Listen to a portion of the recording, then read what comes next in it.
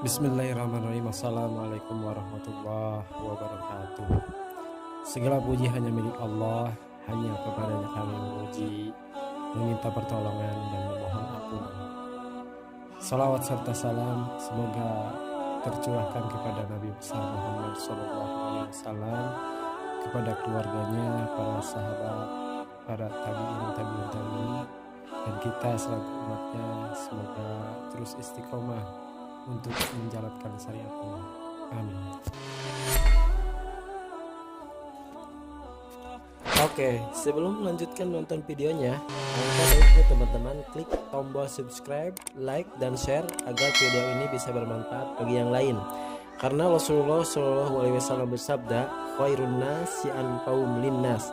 Sebaik-baik kalian adalah yang paling bermanfaat bagi yang lainnya.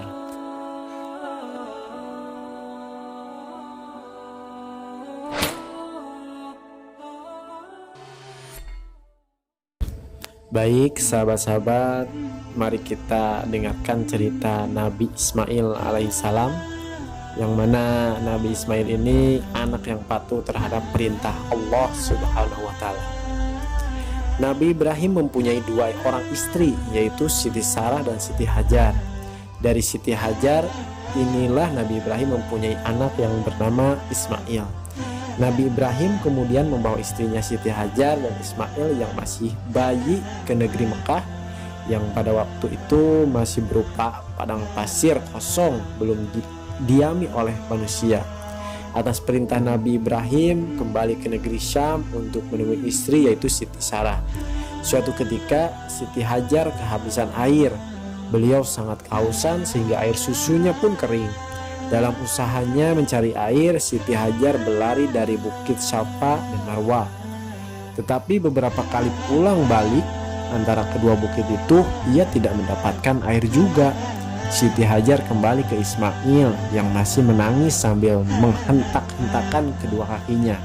Dengan izin Allah, memancarkan mata air di dekat Ismail yang menangis. Kemudian Siti Hajar tergesa-gesa untuk menampungnya, sampai sekarang telaga itu dinamakan Telaga Zam-Zam.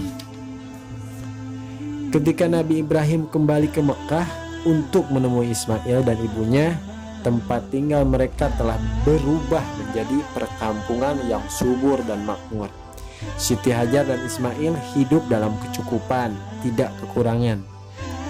Dan Nabi Ibrahim sangat bersyukur kepada Allah Subhanahu wa Ta'ala karena doanya telah dikabulkan. Setiap malam Nabi Ibrahim bermimpi menyembelih Ismail. Ia berkeyakinan ini adalah perintah Allah.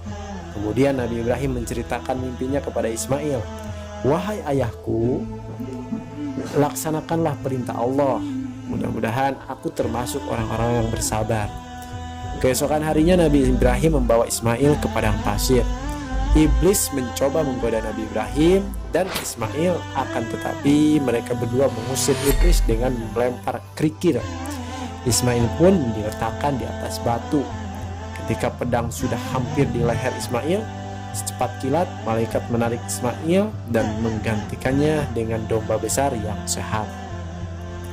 Setelah Ismail dewasa, Allah memerintahkan kepada Nabi Ibrahim untuk membangun Ka'bah sebagai kiblat kaum yaitu kaum muslimin dan muslimah.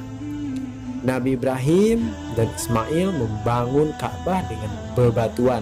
Setelah selesai, Allah memerintahkan kepada Nabi Ibrahim alaihissalam agar mengundang dan mengajak kepada seluruh umat Islam untuk melaksanakan ibadah haji. Wallahu a'lam bishawab.